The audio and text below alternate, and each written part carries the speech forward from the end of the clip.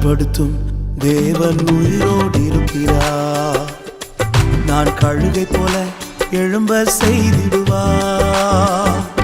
என்னை பலப்படுத்தும் தேவன் உயிரோடு இருக்கிறார். நான் கழுகை போல எழும்ப செய்திடுவார். என்னை எழும்ப பண்ணும் ஆண்டவர் என்னோடு இருப்பதா. நான் எழும்புவேன் அவர் பலத்தால். என்னை எழும்ப பண்ணும் ஆண்டவர் என்னோடு இருப்பதா. நான் எழும்புவேன் அவர் பலத்தால்.